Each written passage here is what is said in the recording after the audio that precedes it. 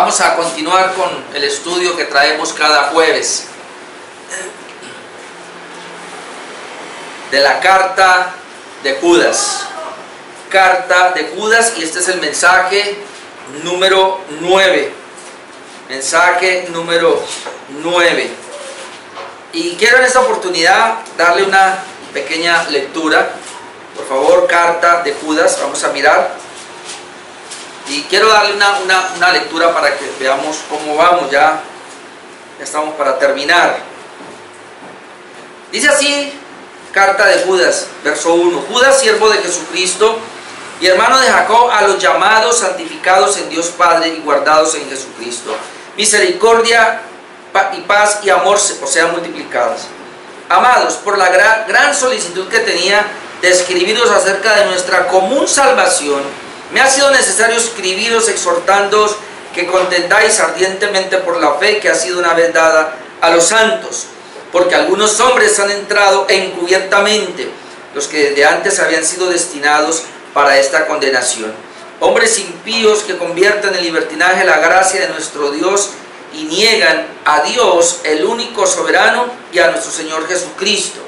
Mas quiero recordaros, ya que una vez lo habéis sabido, que el Señor, habiendo salvado al pueblo sacándolo de Egipto, después destruyó a los que no creyeron, y a los ángeles que no guardaron su dignidad, sino que abandonaron su propia morada, los ha guardado bajo oscuridad en prisiones eternas para el juicio del gran día. Como Sodoma y Gomorra y las ciudades vecinas, las cuales de la misma manera que aquellos, habiendo fornicado y viven en pos de vicios contra la naturaleza, fueron puestos por ejemplo, sufriendo el castigo del fuego eterno. No obstante, de la misma manera, también estos soñadores mancillan la carne, rechazan la autoridad y blasfeman de las potestades superiores.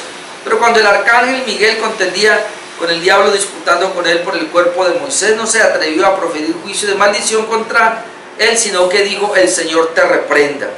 Pero estos blasfeman de cuantas cosas no conocen, y en las que por naturaleza conocen, se corrompen como animales irracionales. Ay de ellos, porque han seguido el camino de Caín, y se lanzaron por lucro en el error de Balaán, y perecieron en la contradicción de Coré. Estos son manchas en vuestros ágapes, que comiendo impúdicamente con vosotros se apacientan a sí mismos, nubes sin agua llevados de acá para allá por los vientos. Árboles otoñales sin fruto, 2 veces muertos y desarraigados, fieras zonas del mar que espuman su propia vergüenza, estrellas errantes para las cuales está reservada eternamente la oscuridad de las tinieblas. Y esos 3 versos los vamos a ver hoy, del 14 al 16. De estos también profetizó Enoc, séptimo desde Adán, diciendo: he aquí vino el Señor con sus santas decenas de millares, para hacer juicio contra todos y dejar convictos a todos los impíos de todas sus obras impías que han hecho impíamente, y de todas las cosas duras que los pecadores impíos han hablado contra él. Estos son murmuradores, querellosos, que andan según sus propios deseos, cuya boca hablan cosas infladas, adulando a las personas para sacar provecho. Y hasta ahí vamos hoy, describiendo la característica de estos apóstatas. Luego vamos a mirar ya unos consejos que ya da a la iglesia a partir de la próxima semana. Pero en esta noche quiero hablar acerca de la profecía de Enoc y el juicio de los apóstatas. La profecía de Enoc y el juicio de los apóstatas que acabamos de leer, versículos 14 al 16. Y quiero leer esos mismos versículos en la Nueva Traducción Viviente, una versión, se llama la Nueva Traducción Viviente, donde dice así de esos versículos, versículo 14. Enoc, quien vivió en la 7ª generación después de Adán, profetizó acerca de estas personas. Dijo: escuchen, el Señor viene con incontables millares de sus santos para ejecutar juicio sobre la gente de este mundo. Declara culpables a los seres humanos por todos los actos perversos que cada uno haya hecho, y a los pecadores rebeldes por todos los insultos que hayan dicho contra él. Estos individuos son rezongones, se quejan de todo y viven solo para satisfacer sus deseos. Son fanfarrones que se jactan de sí mismos y adulan a otros para conseguir lo que quieren. Nueva Traducción Viviente.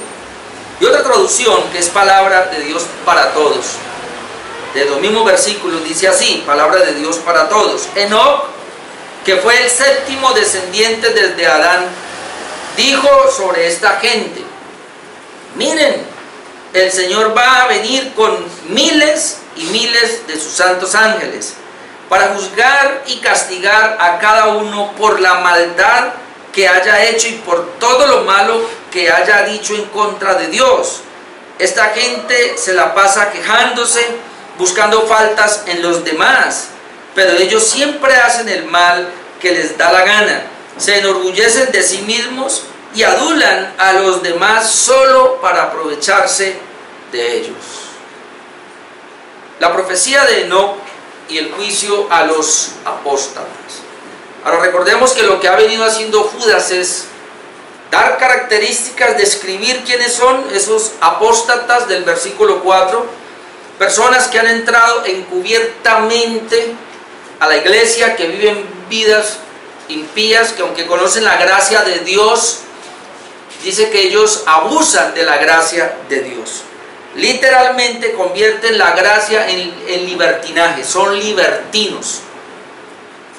¿Y quién más libertino que ese pastor que cogieron este fin de semana cuando estaba votando el domingo de la iglesia a la puerta estrecha que queda aquí, o quedaba, yo no sé, acá cerquita donde estamos nosotros ahora, buenas cuadritas aquí por la octava, un negro alto ahí, yo no sé cómo se llama,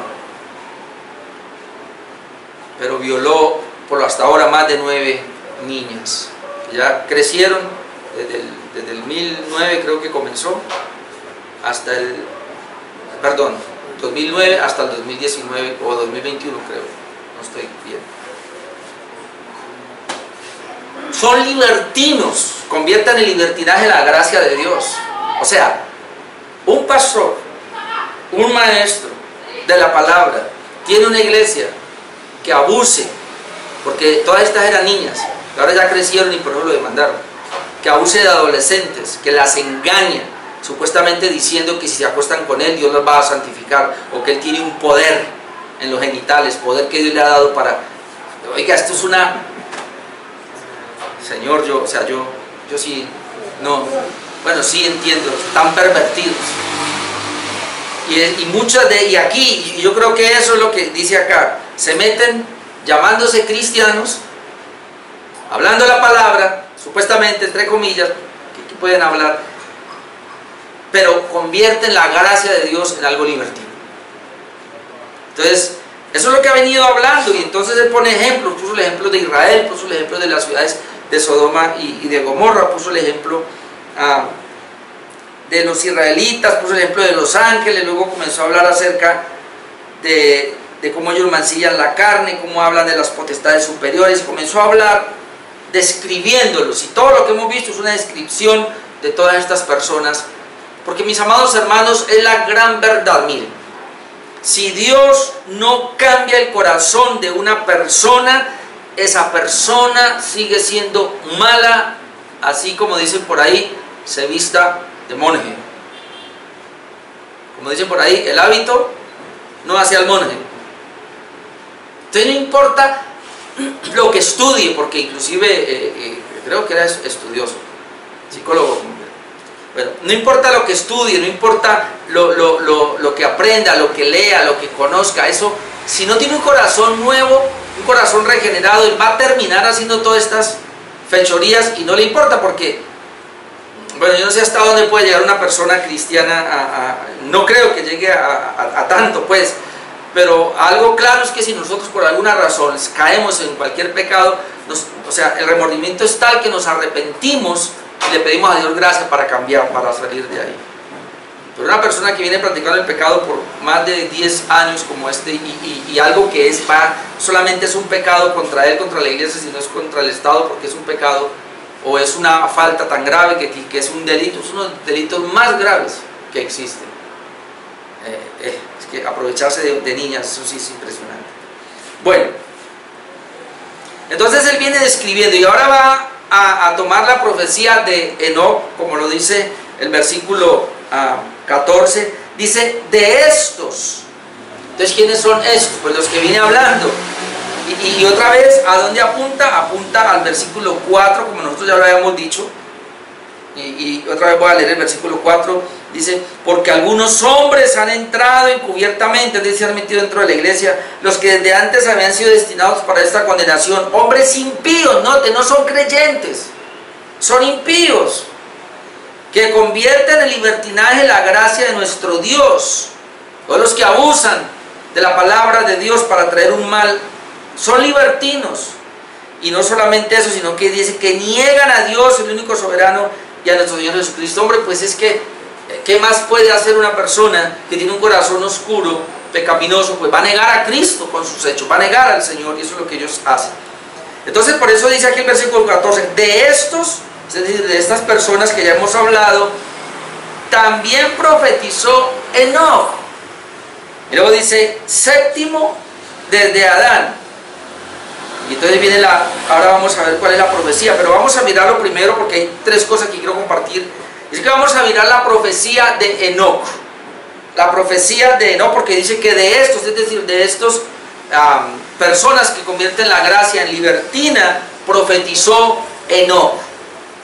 Y entonces tenemos que mirar a ver, bueno, lo primero que hay que decir aquí es que Judas cita un libro apócrifo que se llamaba, o que se llama Primera de Enoc. Cita un libro apócrifo. Ya habíamos hablado nosotros en el Zoom que apócrifo, una definición pues bien clara, es aquellos que no están dentro del canon, es decir, un apócrifo no es inspirado por Dios, es un libro secular, puede ser escrito, es decir, se cree que el apóstol Pablo, se cree que cada apóstol escribió un evangelio, pero solamente fueron aprobados 4 evangelios y de 2 apóstoles nomás, porque los otros no son apóstoles. ¿Quiénes no son apóstoles de los 4 evangelios? Marcos y Lucas. ¿Quiénes son entonces los apóstoles? Mateo y Juan. Son los únicos apóstoles. Y se cree que cada apóstol escribió un evangelio, es decir, obviamente cada uno escribió la historia de Jesús y quizás al leer esos libros como contenidos son buenos, ayudan, pero no son inspirados. Entonces no hacen parte del canon. Entonces se cree que realmente este libro de Enoc existió y existe, de hecho hay un fragmento por ahí que se ha encontrado y era muy conocido por los judíos de ese tiempo. Era muy conocido. Entonces, al ser muy conocido, es muy probablemente que Judas lo había leído. Y no solamente Judas, sino que todos los que estaban alrededor tenían obviamente la Biblia, el Antiguo Testamento, como habíamos dicho la vez pasada, la Septuaginta o la versión de los 70, ellos lo leían y ya se estaba gestando el canon. Apenas eran cartas que estaban leyendo en las iglesias, pero también leían otros libros allí como seculares y entre ellos estaba este libro de Enoc, o Primera de Enoc, como dicen algunos. Entonces Judas toma para hablar de estos hombres perversos, toma una cita de ese libro. Bueno, no quise traer la cita porque es muy parecida a lo que está acá. Después voy a leer toda la cita, que es versículo 14 y 15. Dice así la cita: de estos también profetizó Enoc séptimo desde Adán, diciendo, y esta es la cita: he aquí, vino el Señor con sus 70 decenas de millares, perdón, con sus santas decenas de millares, para hacer juicio contra todos y dejar convictos a todos los impíos de todas las obras impías que han hecho impíamente y de todas las cosas duras que los pecadores impíos han hablado contra él. Esa fue la profecía que dijo Enoc, o por lo menos un extracto de esa profecía que él había dicho. Ahora, digo profecía no porque sea una profecía bíblica como la Biblia, que haya sido inspirada por Dios, no, sino que en el sentido de que dice de Hechos también profetizó, o digamos más bien de esto también habló ese libro. No es que ese libro sea una profecía, ¿no? Pero cuando ya el escritor de Judas toma esa partecita y la trae y la deja aquí, ya es una palabra profética. Porque hay muchas personas que dicen, pero ¿cómo así? ¿Y por qué tenía que tomar de un libro que no es inspirado?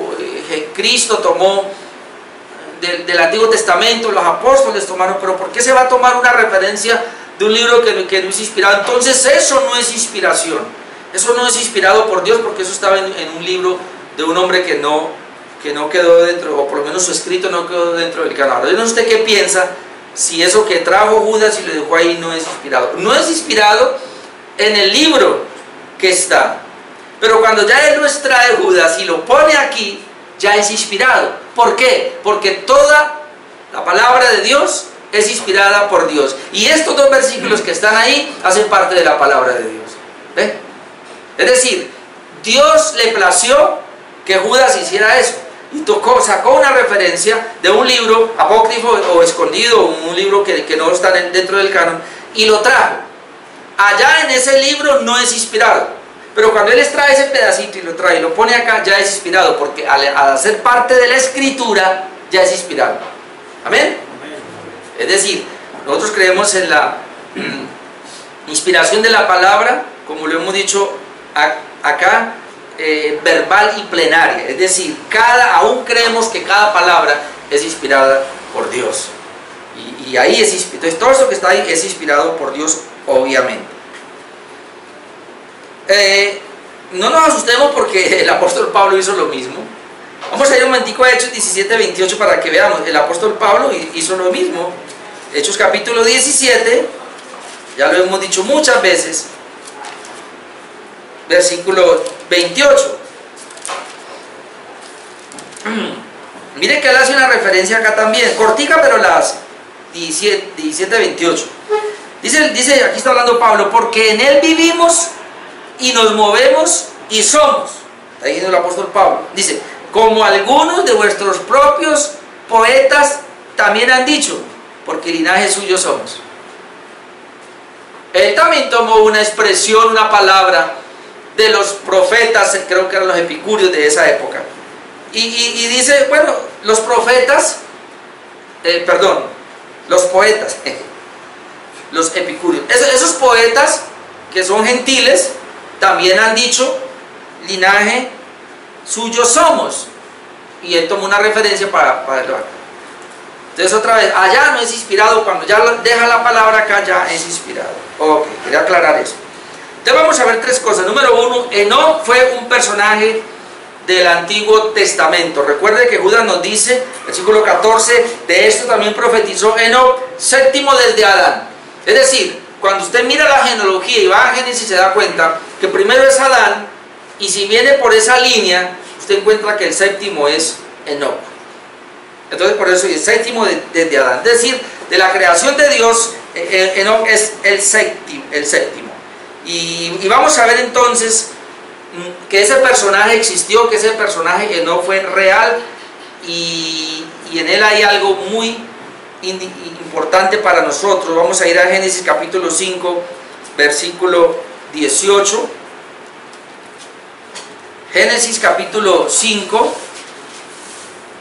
vale, es desde el versículo 18. Y vamos a ver si, bueno, vamos desde el 18 y por lo menos hay una frase que yo quiero que usted la tenga. Yo tengo subrayado aquí. Pero usted lee en Génesis 5, dice los descendientes de Adán, y ahí comienza a hablar toda la descendencia de Adán. Y hay un estribillo que usted va a encontrar, y es, y murió, y murió, y murió. Es más, veamos en el 18, y verá que alcanzamos a ver en el 20 el estribillo.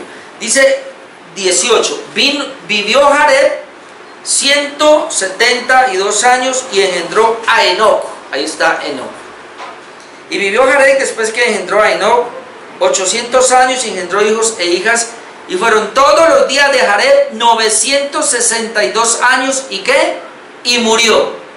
Entonces, si usted nota, va a encontrar siempre que habla de un descendiente, y murió, y murió, y murió. Pero ahora mire lo que va a pasar, versículo 21. Vivió Enoc 65 años y engendró a Matusalén, y caminó Enoc con Dios después que engendró a Matusalén 300 años y engendró hijos e hijas, y fueron todos los días de Enoc 365 años. Caminó pues Enoc con Dios y desapareció porque le llevó Dios. Usted está notando, todo es y murió, pero cuando aparece Enoc hay algo impresionante. Enoc caminó con Dios y Dios lo llevó, lo traspuso, lo llevó. Entonces uno se pregunta, pero a ver, ¿por qué lo llevó y qué tiene que ver Enoc, en este caso, con estos que murieron y con los otros impíos de los cuales está hablando Judas? Es que hay una situación aquí que quiero que miremos, y es que la muerte le va a llegar a todos los pecadores, por eso dice y murió. Mientras que Enoc, que caminó con Dios, es un reflejo de nosotros los creyentes. Que todos los cristianos que vamos a caminar con Dios por la obra de Jesucristo, vamos a tener un elemento que fue lo que hubo en la vida de Enoc para caminar con Dios. Y antes de decirle, quiero que vayamos y lo miremos en Hebreos 11:5. En Hebreos 11:5 encontramos un detalle que no se nos puede escapar de por qué fue que Dios llevó a Enoc. Hebreos 11:5. Por la fe, Enoc fue traspuesto para no ver muerte. ¿Ve? Y no fue hallado porque lo traspuso Dios, y antes que fuese traspuesto, tuvo testimonio de haber agradado a Dios. Y luego el verso 6 dice, pero sin fe es imposible agradar a Dios. Entonces, ¿qué fue lo que hizo Enoc? Agradó a Dios. ¿Cómo agradó a Dios? Por la fe. ¿Y por qué fue traspuesto? Porque él vivió por fe. Y la fe de él le llevó a agradar a Dios, y Dios se lo llevó. De alguna manera vamos a contrastar, y lo que quiere hacer Judas, contrastar la vida de Enoc, que es la vida de los cristianos que debemos, o por lo menos vivimos por fe, y debemos aprender a seguir viviendo por fe. Es decir, Enoc caminó con Dios 300 años, es decir, tuvo fe 300 años, y el Señor se lo llevó para tipificar que todo aquel que camina con Dios por la fe, Él también se lo va a llevar, es decir, tiene vida eterna. Los otros van a morir, pero a diferencia de Enoc y a diferencia de nosotros, tenemos la vida eterna. Y de alguna manera Judas le está tratando de mandar ese mensaje a estos apóstatas que no tienen vida eterna, y ahora le va a decir, ustedes le va a pasar lo mismo que esta generación, ustedes van a morir. Pero la gente que es como Enoc, que camina con Dios, tiene la garantía de que Dios se los va a llevar, tienen vida eterna, es la garantía que van a tener. Entonces diría, lo primero, que Enoc fue un personaje del Antiguo Testamento, fue un personaje real. Lo segundo que quiero mencionar es que, ¿qué profetizó Enoc? Vamos a ir otra vez a Judas 14. ¿Qué profetizó Enoc? Y hay dos cosas que profetizó Enoc. La primera tiene que ver con el regreso de Jesucristo, y la segunda tiene que ver con el juicio de los apóstatas. ¿Qué profetizó? El regreso de Jesucristo, versículo 14, Judas 14, la primera parte de eso también profetizó Enoc séptimo desde Adán, diciendo, esta es la profecía: he aquí vino el Señor con sus santas decenas de millares. He aquí vino el Señor con sus santas decenas de millares. Yo quiero leer en la traducción viviente qué dice esta parte. Dice, escuchen, el Señor viene con incontables millares de santos. El Señor viene con incontables millares de santos. Y la palabra de Dios para todos dice, miren, el Señor va a venir con miles y miles de sus santos ángeles. Entonces lo que él está diciendo es, mire, Enoc, en la profecía de Enoc encontramos que él profetizó, aunque algunos dicen que se refiere a Dios, pero no importa, Jesucristo es Dios, pero que está hablando de la venida de Jesús. Por eso él dice que él, ¿qué fue lo que profetizó? Mirándolo acá pues en la Biblia que tenemos, he aquí vino el Señor con sus santas decenas de millares. Es decir, el Señor cuando venga por segunda vez va a venir así. Y eso es lo que vamos a ver nosotros acá, porque Jesús lo profetizó muchas veces. Mateo 24:30. Está hablando pues de, él habló, el Señor va a venir. Mateo 24:30 y 31. Entonces aparecerá el Señor del Hijo del Hombre, aparecerá la señal del Hijo del Hombre en el cielo. Y entonces lamentarán todas las tribus de la tierra y verán al Hijo del Hombre viniendo sobre las nubes del cielo con gran poder y gran gloria. Y enviará a sus ángeles con gran voz de trompeta y juntará a los escogidos de los cuatro vientos desde un extremo del cielo hasta el otro. Entonces que la venida del Señor se relaciona con los ángeles. En el capítulo 25, versículo 31 de Mateo, está todavía más claro. Mateo 25:31, cuando el Hijo del Hombre venga en su gloria y todos los ángeles con él, entonces se sentará en su trono de gloria y entonces comenzará a decirle, vengan acá a mi derecha y a mi izquierda. Cuando el Señor venga con sus santos ángeles en gloria, es decir, Jesucristo, cuando venga por segunda vez, va a venir en el cielo, va a venir en gloria, y Él va a venir rodeado de millares y millares de ángeles. Entonces eso fue lo que profetizó Enoc, obviamente, que Jesús lo había profetizado. ¿Y qué más profetizó Enoc? Profetizó el juicio de los apóstatas. Judas ahora, versículo 15. Entonces dice acá, y aquí vino el Señor con sus santas decenas de millares para hacer juicio. El Señor vino la primera vez para salvar, vino manso, vino como cordero, pero la segunda vez viene como juez, viene con una espada en la mano y viene para juzgar, viene para traer juicio. Eso es lo que muchas personas no creen, pero Él dice aquí, no está diciendo, ¿para qué viene? Viene para hacer juicio contra todos. Y ahora vamos a ver cuántas veces se encuentra la palabra impíos, porque esto es lo contrario a creyentes. Dice contra todos, y dejar convictos a todos los impíos. Convictos, es decir, los va a meter en una prisión eterna. Pero ¿a quiénes son? A todos los impíos. Ya hemos dicho que esa palabra impíos es diferente a piedad. Piedad es devoción a Dios. Impío es no pío, o sea, no piadoso, no creyente. Entonces un inconverso, un mundano, una persona que se opone a Dios, un enemigo de Dios. Ese es el impío. Entonces dice aquí, para dejar convictos a todos los impíos de todas sus obras impías. El impío hace obras impías que han hecho impíamente. Impío, obras impías que ha hecho impíamente. No, mejor dicho, ¿cómo más quiere?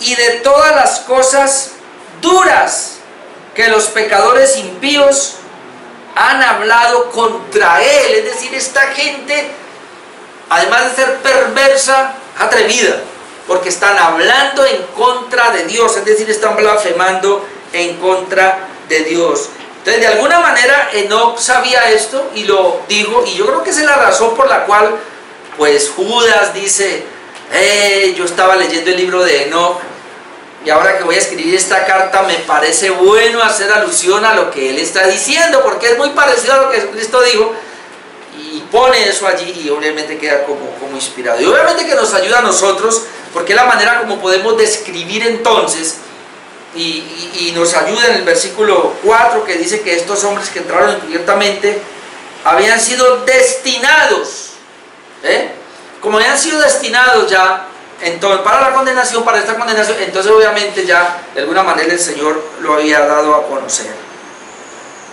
Ahora Jesucristo viene a juzgar y viene a condenar a sus enemigos. Vamos a ir a Juan 5, Evangelio de Juan, capítulo 5, versículo 26. El Señor viene a condenar.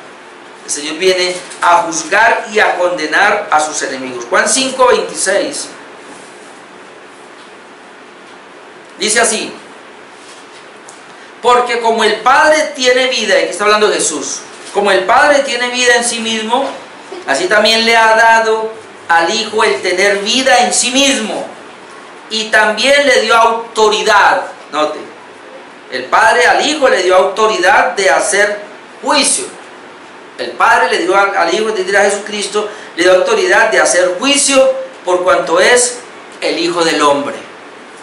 Es decir, la palabra el Hijo del Hombre aquí apunta al Mesías, por cuanto es el enviado de Dios, el Mesías que se había profetizado que iba a ser hombre. 28, por eso sigue diciendo, no os maravilléis de esto, porque vendrá hora cuando todos los que están en los sepulcros oirán su voz. Es decir, todos los que han muerto van a oír la voz de Jesús. Y los que hicieron lo bueno saldrán a resurrección de vida, mas los que hicieron lo malo a resurrección de condenación. En el contexto de la palabra de Dios, hacer lo bueno, ¿qué es lo único bueno que podemos hacer nosotros, hermanos? Arrepentirnos y creer en el Evangelio. Es lo único bueno, no hay nada más. Y eso que por la gracia de Dios. ¿Y qué es lo malo? Entonces, no arrepentirse, sino creer en el Evangelio, es decir, rechazar a Jesús. Eso es lo malo, porque el hombre es malo. Pero entonces, sella la maldad con el rechazo a Jesucristo cuando se le predica el Evangelio. Y en cambio, lo bueno acá se ve como, entonces, como una persona que ha recibido la gracia. Entonces, dice acá, y los que hicieron lo bueno saldrán a resurrección de vida. Así como Enoc, que lo llevó el Señor, porque caminó con él, por la fe. Entonces eso también de lo bueno es la fe. Estarán a la resurrección de vida. Mas los que hicieron lo malo, ¿como quiénes? Como los que Judas está mencionando, estos apóstatas, saldrán a resurrección de condenación. Pero mire el versículo 30. No puedo yo hacer nada por mí mismo, según oigo, así juzgo. Jesús juzga, va a venir a juzgar. Y mi juicio es justo, el juicio del Señor es justo, porque no busco mi voluntad, sino la voluntad del que me envió, la del Padre. Es decir, el Padre le dio autoridad al Hijo y le dio autoridad para que hiciera el juicio, pero el juicio que el Señor cuando venga va a hacer es el mismo juicio del Padre, es el mismo juicio de la deidad, es lo que nosotros hemos venido hablando, que Dios es uno solo, y aunque existen tres personas, cada persona no actúa separada la una de la otra porque es una sola esencia, sino que trabajan unidos. Entonces aquí la condenación es el Padre, el Hijo y el Espíritu Santo van a condenar a los impíos. Eso es lo que está manifestando entonces acá. Obviamente, volviendo a Judas, se refiere al versículo 4, que valga la pena otra vez leerlo, porque algunos hombres han entrado encubiertamente, los que desde antes habían sido destinados para esta condenación. ¿Sí vio la misma palabra condenación? Saldrá la resurrección de condenación para esta condenación. ¿Y quiénes son? Hombres impíos, lo mismo. No son creyentes, son impíos. Entonces, ¿ellos qué hacen? Convierten en libertinaje la gracia de nuestro Dios, es decir, ellos conocen la gracia. ¿Quién es un apóstata? Un apóstata es uno que conoce el Evangelio. Un apóstata es uno que conoce la Biblia. Un apóstata es uno que ha estado en la iglesia. Un apóstata es uno que hasta ha enseñado la palabra, pero que al final no es un verdadero creyente. Ese es un apóstata.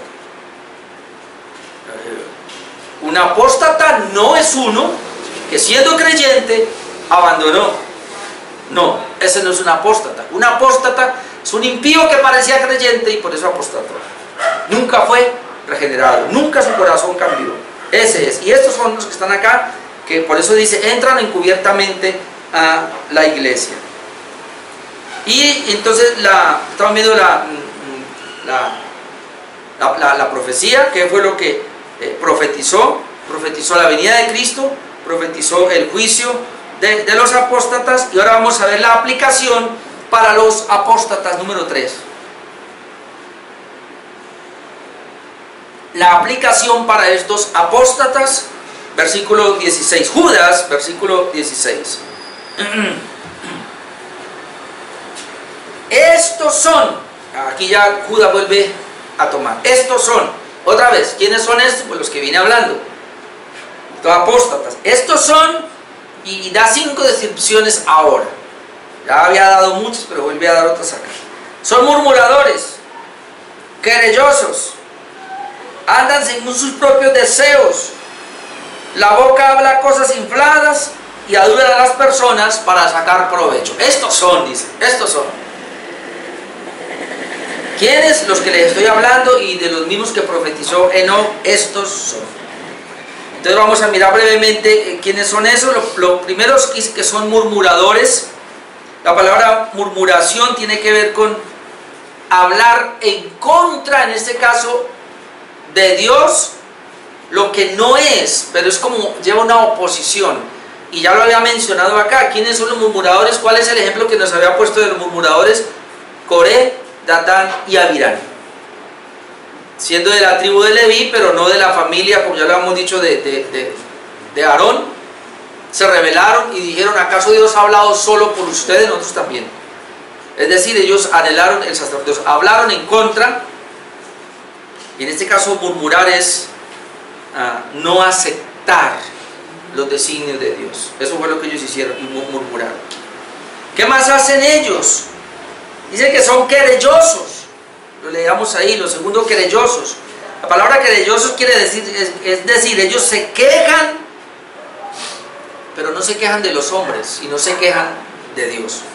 Un querelloso anda quejándose por todo, pero el énfasis que hace aquí el autor no es que se quejan de los hombres, sino que se quejan de Dios. Obviamente un impío llega a ese punto. Número 3 dice que andan según sus propios deseos. No voy a leer esa partecita para que la miremos. Aquí dice, versículo 16, que andan según sus propios deseos.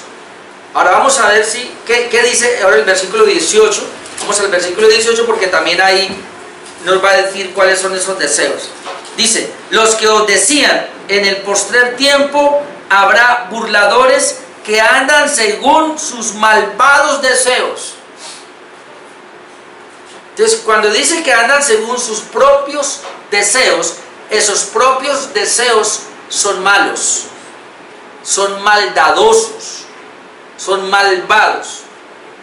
Hermano, si la persona no es regenerada, sus deseos son malos, maldadosos. Y eso es lo que está diciendo acá. Es decir, no puede haber un deseo bueno. Si estas personas que están dentro de las iglesias son impíos, no son creyentes, entonces su deseo es impío, su deseo es malo. O sea, toda la conducta de ellos es mala. Número 4 dice que hablan cosas infladas.